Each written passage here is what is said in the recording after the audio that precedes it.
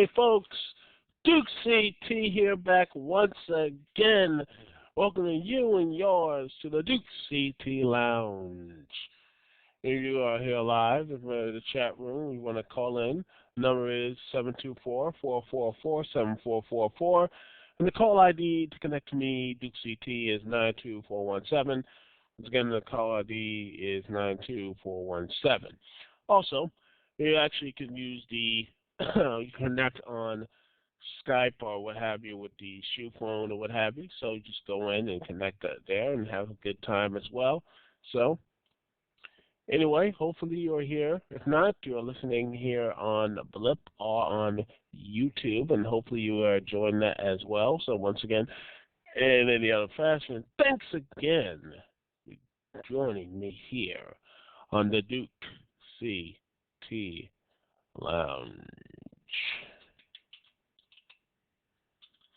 Well, there are a lot of things to talk about here in the Dukect Lounge.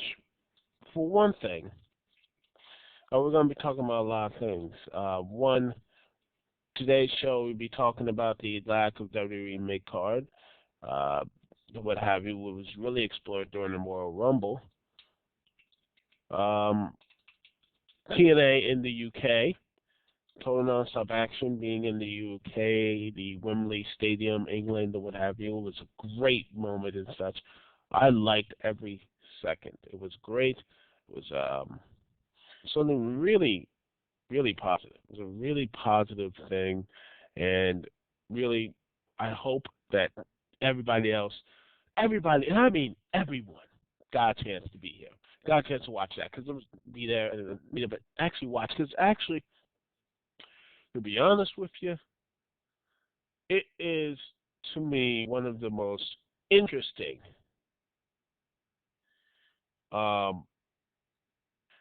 shows I've seen in a good long while, and it was really good. TNA in UK was really good, but we'll get to that later on to the show.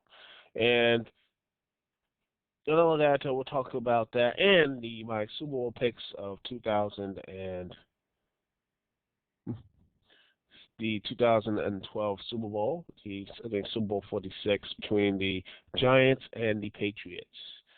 Yeah, those two. Anyway, we're going to talk about that as well, my picks and all that good stuff and more on the Dukect Lounge. But first, let's get on to, the thing that everyone's been talking about. Not much people, but more interesting things we're more conversely talked about is the Midcard WWE, the Royal Rumble. I mean, to me, this started way back, and this basically has started way before the Royal Rumble match this year, but it really highlighted that fact.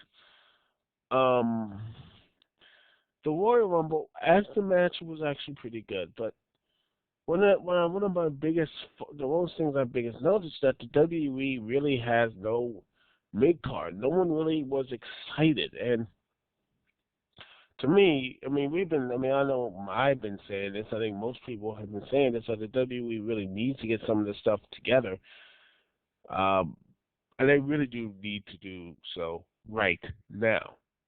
And you know the reasons why they need to do so right now?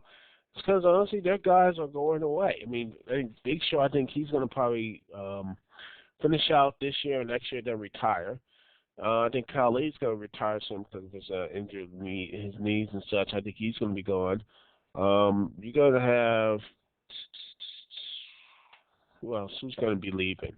And let's see, Mark Henry. I think Mark Henry's going to be going. I don't know how long Christian's going to be there. I don't know how this injury's going to slow him down, if any, because I think he's going to leave like in 3 or 4 years.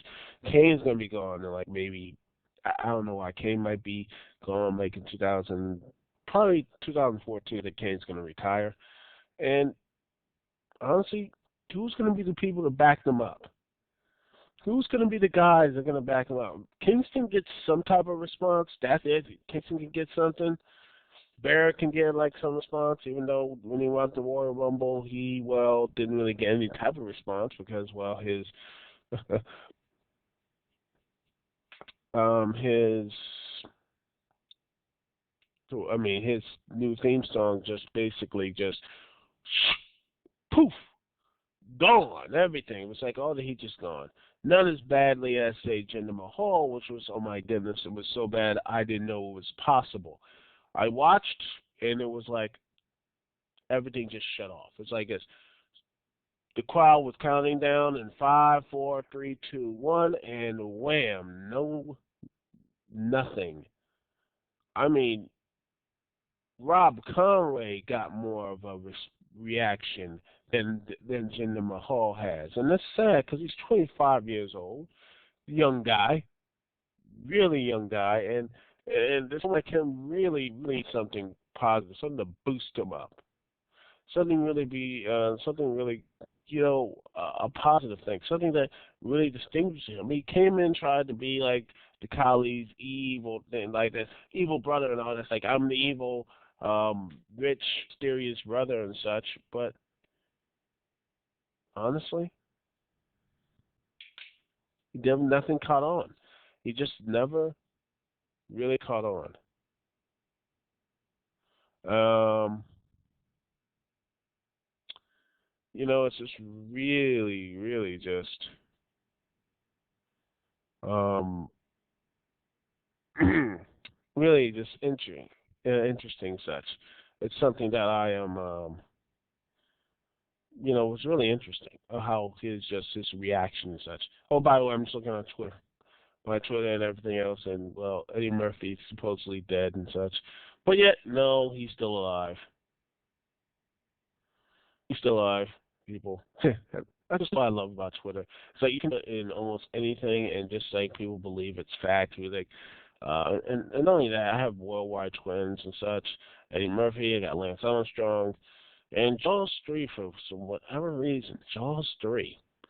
Jaws 3D is trending.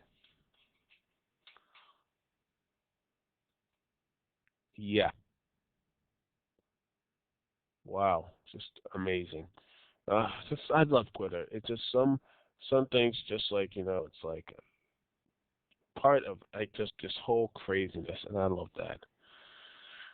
Uh, anyway, moving on to the WWE. Okay, WWE mid cards. Now the mid card situation was in is in really dire straits, and quite honestly, how did it get this way? Because I mean, back in the 80s and 90s, and even during that, I mean, even when during the new generation, there were still people who were interesting in that mid card. That sort of thing. There were still interesting people there. But now it just seems like there's so much of there's nothing there but just trying to be like an amalgamation, like saying that's her and all this other stuff. Just they're trying to switch titles and putting people like, for example, Jack Swagger and, get him the US championship, but he hasn't done anything with it. Sure, he's a new champion, but still, I mean, the only thing notable, he got his ass kicked by John Cena, which is just awesome. Another one that's really disappointing is Cody Rhodes. What has he done with the Intercontinental title besides defending against Booker T? I mean, to me, he's fighting against Justin Gabriel, but Justin Gabriel has lost concisely like lost consistently to him. There's nothing really interesting, and to me, that's the real problem. There's nothing, and I do mean nothing, going on with these two mid-card belts, and this really is a frustrating thing because these titles should be the main thing. They should be the main part. I mean, they should be the stepping stone. Instead, they're just like, oh, well, we need the guy who's going to win championship. Oh, okay, we'll just put that there. And that's one of the main problems. No real build up and everything else. The last time we got a decent build up for a championship mid card title was, well, Zack Ryder in his quest for it. We actually was giving people to care for. Now some people might hate on him and everything else and everything else, but you know what? He did the things right way. They built up his quest for the United States Championship. He built up like people getting him to care for. Now I don't know about you. Some people will say that it's hard. People like say more talented people like John Morrison or you know all those type of guys saying they don't get a shot, but you have to realize that there are sometimes, I mean, you guys have to realize, and hopefully most people who are listening to podcasts have to realize that talent and everything else in professional wrestling or sports entertainment or what have you goes a little bit. I mean, there has to be something with difference. There's got to be more showmanship. And not all style but substance. I want to know this person. I want to know why is it cheering. Why should I boo him? Why should I even have a reaction to him? Why should I care about him? And if I don't get that, there's no real point of putting him on there. People like Jinder Mahal's like he's bad guys, mysterious, or Tyler Rex, or anything else. Why should I cheer or boo these guys if I don't know? Justin Gabriel, I mean, high flyer from Southern. I mean, seriously, there's nothing really I don't know about these guys. Why should I care about these guys?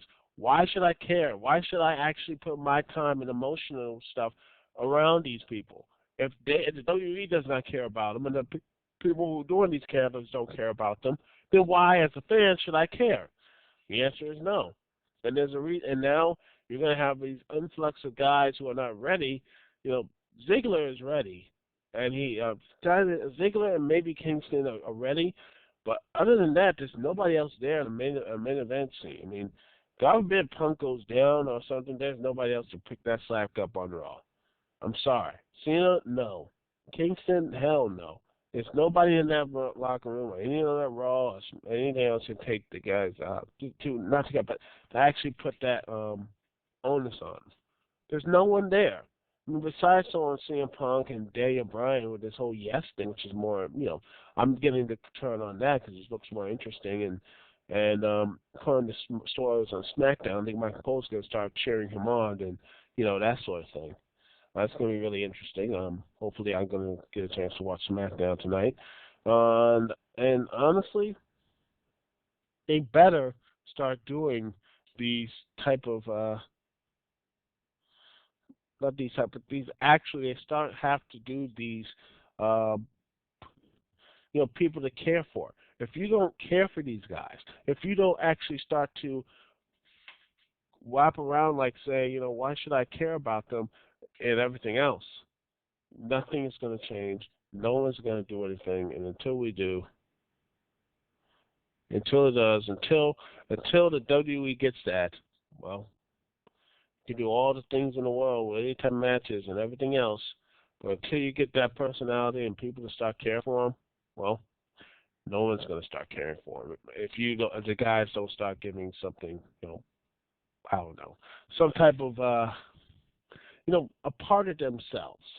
That's what they think people different. That's why people loved CM Punk. They give a part of themselves. Daniel Bryan, John Cena, or Randy Orton, or everything else. Give them a chance to show a part of themselves, and actually showcase them instead of doing the stupid type of dumbass segments and such. And have segments actually build up to something. Build up stuff like stuff like say the Oksana segments. What are they building up to? Is Tay Long going to bang Oksana or what have you? I don't know anymore. It frustrates me. I mean, there's no real build up. It's just there, just like, ooh, there she is, and such. That's what I can't stand. There's no real build up. And until they have any build up, the WWE or what have you builds up these guys and actually start taking, I mean, they started on the right path, getting these guys the belts, getting people to care for them, but it has to be really, really, it has to be something really positive. It has to. It has to do something about this. They have to start caring. The people have to start caring. Not that, but they have to start presenting them in a way that the people can start caring for them. Anyway, that was it on that. If you want to talk about that more, you can free to call in. And we're going to take this small little break here. And I'll be right back here on the Dukect Lounge. We'll be right back right after this.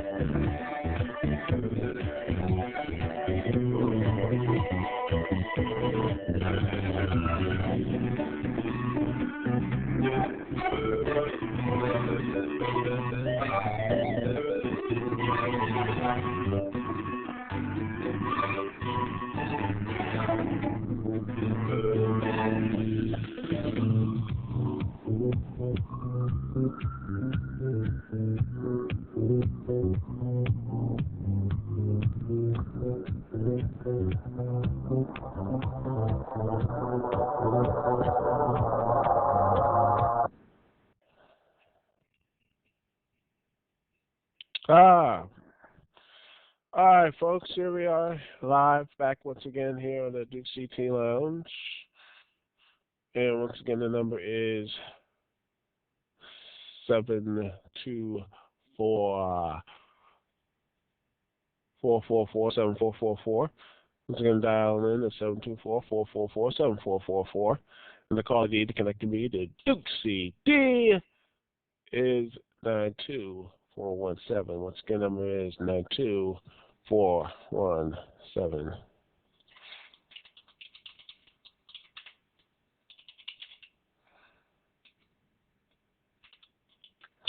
Well,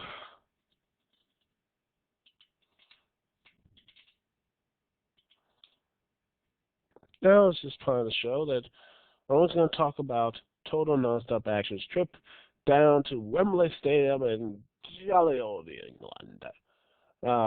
And if you wanted to talk more about the WWE Midcard, please come in the chat room and also call in with the number, as you guessed it, no, it's not 301, what have you. It's 724-444-7444, and the call ID is 92417. Contact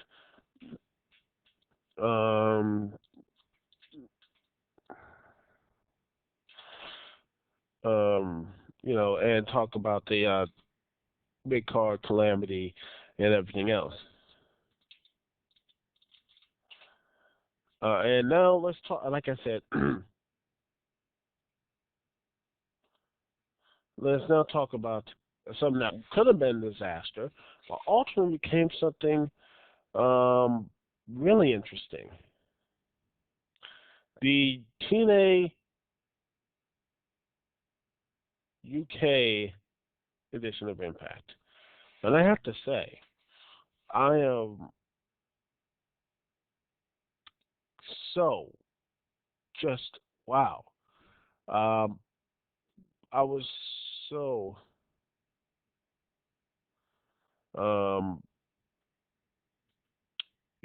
wow. I mean, it was really a very interesting show. I was like, wow, they looked actually like a real presentation. It looked like a real arena. Something, and I gotta say this, you know what it reminded me of? It reminded me of the old WWF/WE's type of arenas they used to have. I'm talking about like the stuff when they shot in Madison Square Gardens and all the big type arenas they shot in.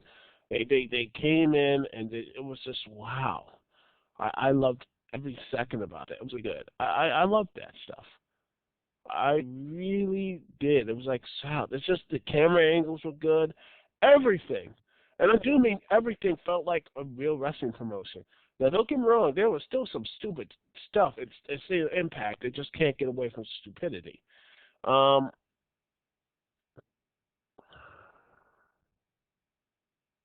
um, you know, um,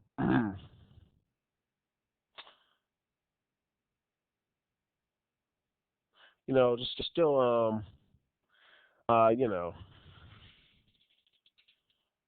and everything else. Everything else. It was not really that. Uh, I mean, there was some stupid stuff. For example, the stipulation for the tag team match, for the Magnus and Joe getting tornado tag rules against the tag champs who didn't have their belts for whatever reason. Uh, you know, Crimson and Matt Morgan, two guys who I think really should not be together and such. Morgan should be main eventing TNA. I mean, seriously, dude needs to be the world champion. And it just seems like they're trying to make Crimson so strong, but yet there's nothing really interesting about him. There's nothing really to say, hey, I'm Crimson. and everything else. Besides his undefeated streak, and it's well, I mean, if he was a heel, yeah. I mean, to me, someone like him should be the heel, and when he does, I think the fans don't really like him. I mean, they feel like he's just, to me, you know, it'd be really cool. Um, you know, what'd be really cool is that he uses that whole military thing as a heel turn to try to gain sympathy. I know that probably offend somebody, but offend some people, and I'll probably offended like 10,000 people or people on my podcast or whatnot. But you know, it'd be really interesting as heel heat to use that. And you know, if it's wrong, please, I'm sorry. Or what have you. Didn't mean to offend. So anyway, it's you know, that sort of thing. But honestly, he needs to do something in his character to do something, something that will be you know, to make him say, you know, do something different. Because there's nothing really that says about Crimson other than just being intense. Because honestly, that's dime a dozen. I mean, give me something that I should care for. Anyway, it just seems like, you know, they're trying to protect Crimson way too much. Match was okay though.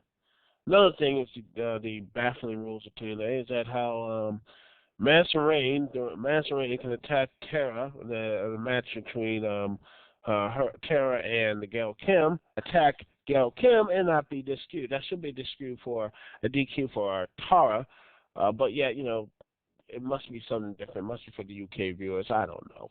Anyone from the UK can tell me that if the heel hit attacks the heel that she goes with, you know, tag team partner or what have you, that's not instant DQ. Maybe I don't know. It's just weird. But honestly, the crowning wrongness of the night, I mean, just really was bad, was the Garrett stuff. First off, you have Garrett Bischoff. No, that's the guy. This whole Immortal thing. Why is the Immortal still there? I'm serious. They have no real point to it anymore. It's just like honestly, it just sounds. It looks sad and every part of reaction. Like seriously, you just need to stop putting these guys in there. There's no point. And you have Eric Bischoff trying to do the same type of, you know, I'm evil, what have you. And you have Garrett Bischoff, who, at this point, honestly, he is not a face. He is a complete douchebag. First off, he comes in. His promo skills are terrible. Another things he can't do is give promos and such. And and then while in the middle of that promo, and believe me, it was bad. He interrupts it while saying, you know, going on his cell phone saying, "Hello, my trainer said, don't be doo," in the middle of a promo. I mean, honestly, what type of face does that? And by the way, why was this the whole first part of that thing was in the middle of the ring? Why couldn't they just handle it backstage? And then finally come to the ring again when they actually faced, you know, the person who was going to be his trainer. And no spoiler warning, it's Hulk Hogan. Yeah, and they did a piss poor job spoiling that. And honestly, it just feels like no, just no. I just don't buy Crimson. And trust me, and I think the UK people, the UK, not UK people, I mean, the people in the Wembley Stadium, and the fans, the wrestling fans, as I hear from, you know, from me, some spoilers when they went to the second night, what have you, didn't really like that either. Don't really see him as the next guy anyway, because they booed him out of the building. Oh, 8,000 real boos, which honestly, and you know, besides all the negative stuff, the positive stuff, woo! First off, it was so welcome to change. The last time I saw Impact, there was no reaction, no anything else. They were like zombies. This, they actually had an excited crowd, a crowd that was happy to be there, a crowd that honestly, like, wow, they wanted to see it, they wanted to be there, they wanted to do this, that, and the other. They felt important. The crowd felt important. Everybody felt like, wow, I do like, you know, they wanted to be there. But, but, you know, I truly wish that they stayed in the UK or whatever, because when they get back to the Impact Zone, oh boy, going to feel like just from basically going from filet mignon to ramen, from filet mignon to ramen noodles, and boy, it is going to really, really just. And don't get me wrong, I love me some ramen noodles. I think I might have some for dinner, or lunch or what have you, or whatever this time you're listening to this. But anyway, it just seems like yeah, it's nice, even when you get the people in there and the impact zone actually reacting. But it's not that. But it's not good when you just came from a huge stadium to go back to a basically a studio lot in a theme park. But other than that, other than that, and everything else on the negative side, I think it was a great broadcast. I mean, like I said, the presentation was great. The matches, for the most part, were great. Everything was set up. It felt like a really professional, very professional, and I do mean very professional way of doing these things. And if TNA can do this more often, even in the Impact Zone, maybe then people will actually start looking at this as a truly great company. Not great, but actually a truly good company. Not a good company, but a truly good um, business that people might actually like to go. Like people like, wow, I want to actually start watching this stuff. They want to actually start doing these things and everything else. Anyway, we'll be right back right after this here on the Dukect Lounge. Um, we're going to be right back, and I'm going to be talking a little bit more about the midcard, W midcard, and this TNA and such as well, and talking about my Super Bowl picks after this. After this little song interlude. We'll be right back here on the Dukect Lounge.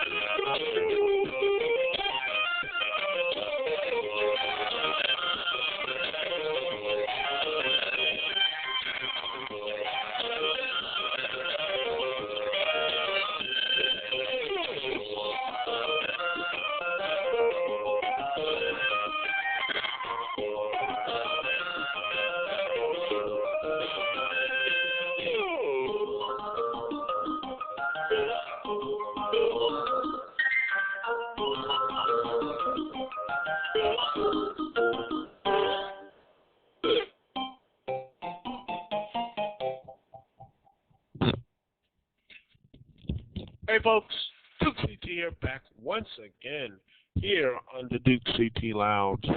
Phone number once again is 724-444-7444. Once again, the dial-in number is 724-444-7444. The call ID to connect to me, Dukect, is 92417. Once again, that's 92417. Anyway, now let me do this little bit of a wrap up here. There are a lot of things wrong with WWE. Like I said earlier in the show, that the WWE Midcard has some problems, a lot of problems. Problems to the point that they need to do something now, or they're going to lose in the long run. If they don't, and I think they are making steps to do that. But once again, I think they need to really, this WrestleMania really is going to try their patience and such. I got a feeling that there's going to be some really a huge shakeup with the Money in the Bank not being on the pay-per-view, but actually on the card itself. It's going to be very interesting as well. Anyway, in TNA in the UK, I thought that was a really good experiment. I hope they do that more often. And not only that, do so more often coming around here. I think they have a show coming up here in my neck of the woods on February. So maybe I should go. I might actually go up to there and see actually what's up with that. You know, they might do a house show, or maybe it's a taping. I don't know. But honestly, I would like to see them going on the road a lot more, going to see tapings, going to see, like, not doing tapings on the road, not much like, say, the UK, but also here in America, and get out of the impact zone. They really need to get out of the impact zone. They truly need to get out of the impact zone, because if they go back in the impact zone and shoot their stuff there, it just looks so gosh damn cheesy to the point that you just can't even take it seriously. Not cheesy, it looks so badly produced. It looks like something, no offense, but it looks like something out of an indie company would put up. In fact, I see indie companies with better production styles than TNA. Seriously. God, it just seems like TNA just makes 1 foot forward and 1,000 feet back. But you hope that they get better. And let's hope that they do. Anyway, that's all the time for me, Dukect. Let's see, my Super Bowl prediction, because I already put that on there. My Super Bowl pick is the New England Patriots in a crush. Yes, a crush, ladies and gentlemen. I see them beating the New York Giants. I see them beating the New York Giants. Final score, and you can hold us to it. Patriots 30, Giants 7. I don't think I get this up before the Super Bowl, so it won't sound as stupid as I did with my Royal Rumble preview. But anyway, hopefully this will be up there as soon. Hopefully it's up on Saturday. Latest or earliest, hopefully be up later on tonight here on YouTube and on Blip TV. Anyway, thank you so much for joining me here on the Dukect Lounge. Anyway, if you want to contact, the links in the description of how you can get more of this. Hopefully you get this live. This is a chat room and all that good stuff. A chat room for you and everybody else to come here in the Dukect Lounge. Also, call in and everything else. And if you don't want to wait till me put it on YouTube, but there's also talkshoe.com. You can listen to this and also other the Dukect Lounge shows and such. Anyway, and everything else. Anyway, that's all for me, Dukect, and that's all I gotta say. Dukect here. Peace and love. I'll see y'all when I do see y'all. Later.